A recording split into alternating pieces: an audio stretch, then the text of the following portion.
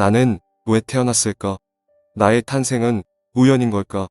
나의 탄생 이전에는 어떤 상태였을까? 이런 의문들이 삶을 파헤치는 핵심 질문들이 됩니다. Why? 왜? 도대체 왜? 깊이 질문하고 깊은 의문을 가질수록 삶이라는 매트릭스의 본질에 더욱 가까이 다가가게 될 겁니다.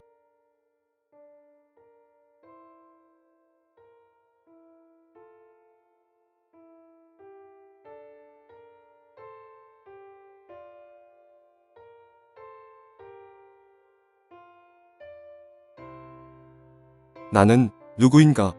이 질문은 놀라운 힘을 가지고 있습니다. 나를 제대로 아는 것. 이것은 모든 것의 출발점이 될 겁니다. 이 질문보다 더 선행되어야 하는 질문이 있습니다. 나는 무엇인가? 위 두 질문이 합쳐지면 더욱 강력한 파괴력을 자랑하게 될 겁니다.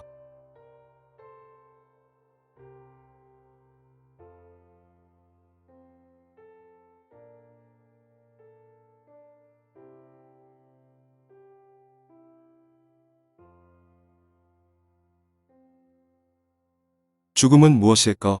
죽은 뒤에는 어떻게 되는 것일까? 삶이 있다면 반드시 죽음이 존재하기 마련이죠.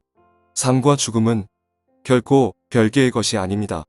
삶은 죽음에서 시작되었고 죽음은 삶에서 비롯됩니다. 삶을 제대로 알고자 한다면 반드시 죽음이 뭔지 알아야 합니다.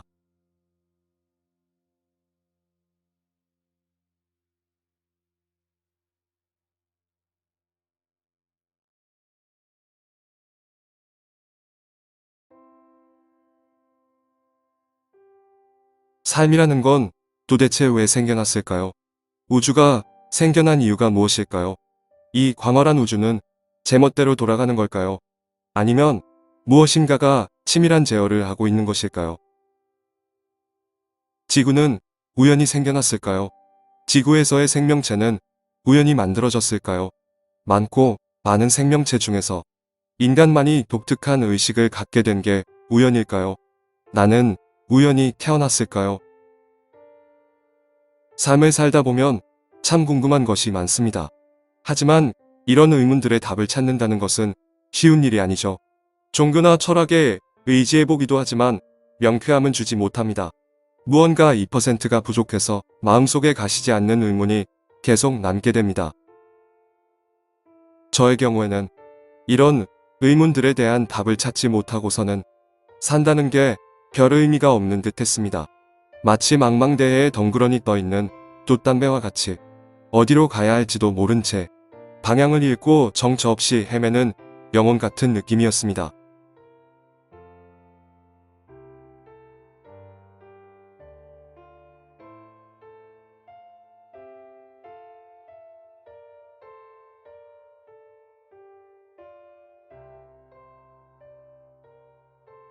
삶에 대한 여러 가지 의문을 품은 채 그냥저냥 살아가다가 본격적으로 마음속 여행을 하게 되면서 삶에는 거대한 설계도가 존재한다는 사실을 알게 되었습니다. 삶은 결코 우연히 만들어진 것이 아니고 나란 존재는 결코 우연히 태어난 게 아니란 걸 알게 된 거죠. 이 광대하고 광활한 우주가 우연히 만들어졌다기엔 너무나 치밀하고 완벽하게 돌아가고 있습니다. 우리 인체만 보아도 그것을 잘 알 수 있죠. 인체의 각 조직과 장기들은 완벽한 결합체라고 할 수 있습니다. 설계도나 기본 디자인 없이 우리 인체가 이런 완벽성을 갖출 수 있었을까요? 삶의 이면에 숨겨진 거대한 설계도를 발견해 나가는 일. 짜릿하고 스펙타클한 일입니다. 이는 어렸을 때 학교 소풍 가서 하던 보물찾기와 비슷한 느낌이랄까요? 거대한 설계도를 찾기 위해서는 해맑은 동심이 필수적인 것 같기도 합니다. 마치 모든 것에 대해 궁금해하고 질문 포텐이 팡팡 터지는 아이처럼요.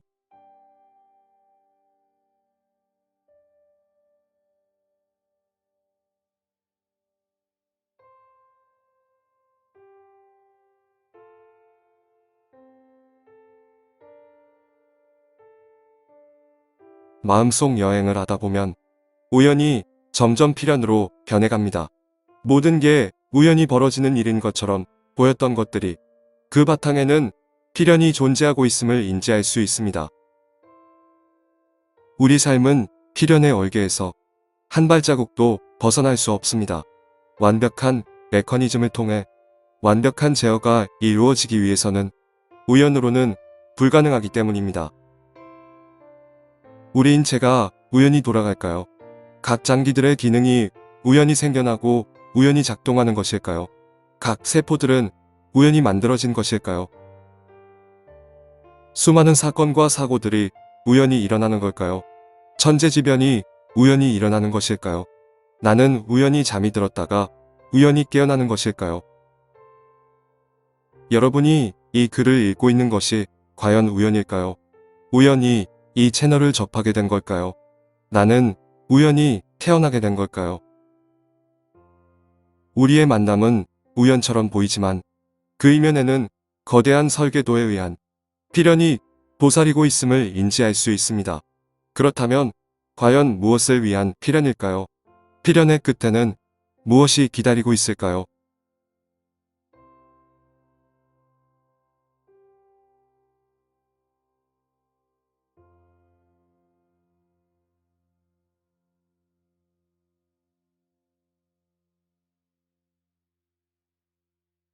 삶은 필연으로 이루어져 있는데 필연은 인과법칙이라는 사슬고리를 가지고 있습니다.